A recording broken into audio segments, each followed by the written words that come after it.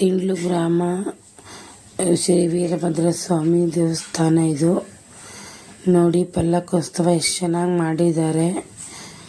ಮತ್ತು ಇಲ್ಲಿ ಕುಂಭಮೇಳ ನಡೀತಾ ಇದೆ. ನಮ್ಮ ಕಡೆ ಕುಂಭಮೇಳ ಅಂತಾರೆ, ಇಲ್ಲಿ ಕಳಶ ಅಂತಾರೆ. ತುಂಬ ಚೆನ್ನಾಗಿ ಕಾಣ್ತಾ ಇದ್ರು, ತುಂಬ ಚೆನ್ನಾಗಿದೆ ನೋಡಿ, ತುಂಬ ಚೆನ್ನಾಗಿದೆ. ಇದು 3 ದಿನ ಫಂಕ್ಷನ್. ಇದು ಬುಧವಾರ, ಗುರುವಾರ, ಶುಕ್ರವಾರ ಫಂಕ್ಷನ್ ಇದು. ಮತ್ತು ನೋಡಿ ವೀರಭದ್ರ ಸ್ವಾಮಿ ಪಲ್ಲಕ್ಕೋತ್ಸವ ದೇವಸ್ಥಾನ ಹತ್ರ ಬಂದರು.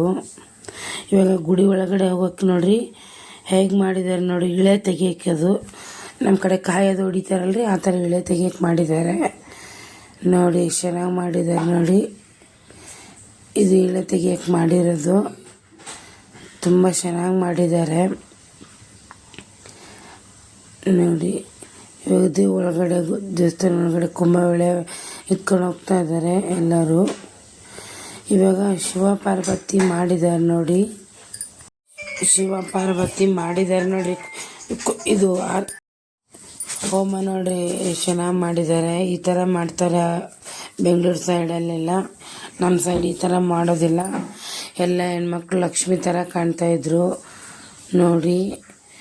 ಇವಾಗ ದೇವಸ್ಥಾನ ಒಳಗಡೆದು ಎಷ್ಟು ಚೆನ್ನಾಗಿ ಅಲಂಕಾರ ಮಾಡಿದ್ದಾರೆ ಅಂದರೆ ದೇವಸ್ಥಾನ ನೋಡೋಕ್ಕೆ ಅಷ್ಟು ಅಂದ ಇತ್ತು ನೋಡಿ.